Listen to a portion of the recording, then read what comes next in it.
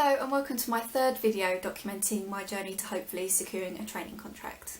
In my previous two videos on this subject, I shared my experiences of 2 assessment days and 1 interview, where I've described the experience as a real roller coaster with many ups and downs, although I'm well aware that the ultimate up would be to actually secure a training contract. This experience that I'm about to share with you in this video is no exception, even though I didn't actually get invited to an assessment day.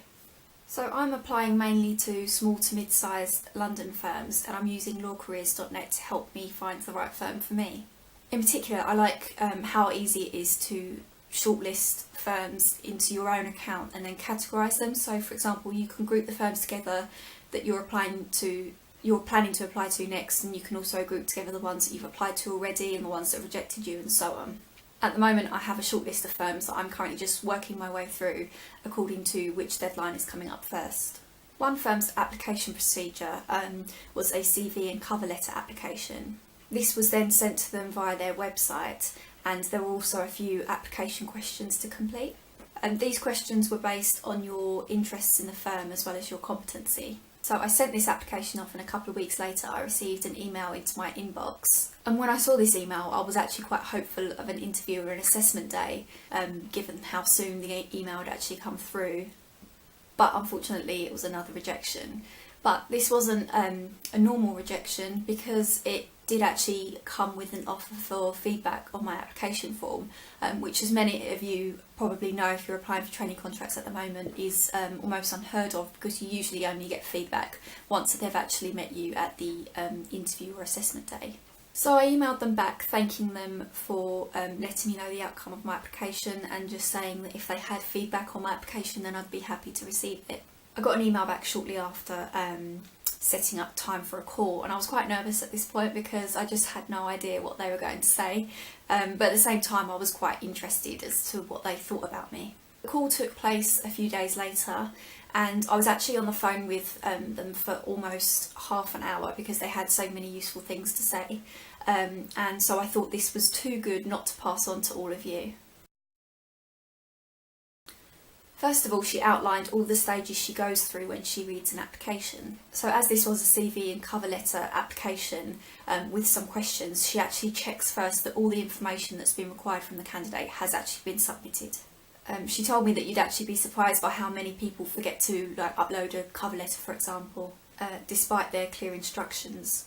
This kind of reminded me of what I heard during a talk at last year's City Law Live, where a partner said that yes, there are many candidates applying for training contracts, but many of them may also be bad applications, so that you shouldn't be put off. So I had passed this first test. Next, she looks through the qualifications to make sure that they are strong enough. This part always makes me feel a bit unsure, because I'm not a straight A grade student. I have a 2:1 degree, and at A-level and GCSE I have mainly B grades with some A grades but also some C grades. So if I do come across a firm that requires AAB or ABB at A-level, then I know not to apply. But some firms do say that they require strong qualifications, and it's not always clear to me whether I sort of fit that. But the person on the phone actually said that I'd satisfied this test, so this gave me a bit of a confidence boost, and so I hope that it helps anyone watching with similar grades to mine, wondering where they sort of stand when they're applying to law firms. Next, she looks to interests outside of law to try and get a sense of what a candidate is like as a person. They want to know that you're friendly and that you can fit into their firm. And it was clear to me that this firm sees their trainees as future partners, because she emphasised that partners are expected to bring in the business, so that they have to have good people skills, and so this is what they look for in their candidates. While considering all of this, she keeps her eye on spelling and grammar, and obviously, hopefully you know by now that there's no room for mistakes. Next, she moved on to my application specifically. So obviously their emphasis was on interests, and they said that they would have liked to have seen more of me on the application. She acknowledged that I do this vlogging and I also do some volunteering, but there wasn't much on my application by way of sort of interests and hobbies. She also made some really useful comments on my CV. So obviously my CV is a standard CV legal CV limited to 2 pages, but at the bottom of my CV I always had a statement, a sort of references available on request, rather than actually put the names of my references on. And she actually said that this wasn't, I mean, I don't know if anyone else does this, but she said it wasn't strictly necessary to do this because they just assume that you do have the references, and that if they ask you for your references that you will give them to them. And this was really interesting to me because it sort of became an old habit, and as my CV evolved over time I actually became blind to that part, and it was only when she sort of made me aware of it that I thought, oh right, I can now take that off, and then that sort of frees up a bit of space for other things on my CV. She also told me to free up some more space by removing the actual percentage grades that I got on each module during my degree.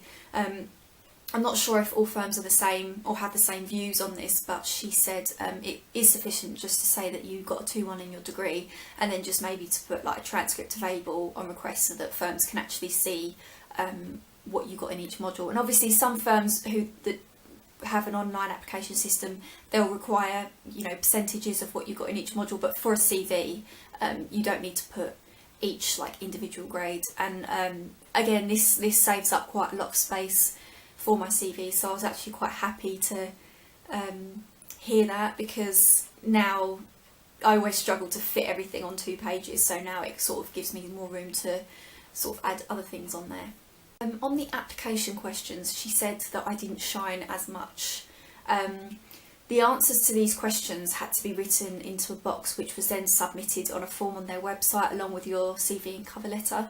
And these answers were restricted to about 2,000 characters, and I didn't really know how much that was, but when I typed them up it was clear that some of the answers were quite short of that 2,000 character mark, and I was a bit anxious about that, but I didn't feel like I could add much more, and I thought it's quality rather than quantity. But it may be that this isn't always the case, because she did tell me that she would have liked to have seen a bit more detail in my answers.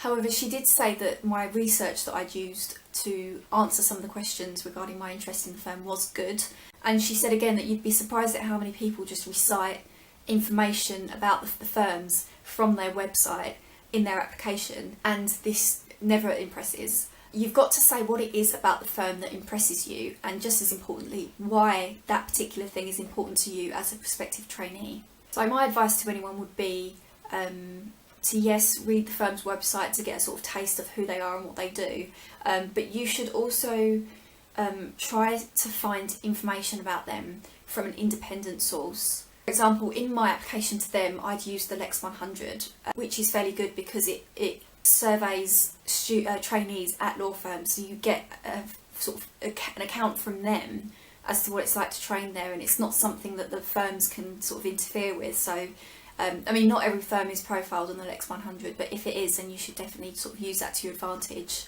So that's it from me. Thank you for watching, and again, not every law firm is going to have the same sort of opinions on these things, and every law firm is going to be different, but I thought it was definitely some solid good advice, so I thought I'd share it with you, and I hope you found it helpful.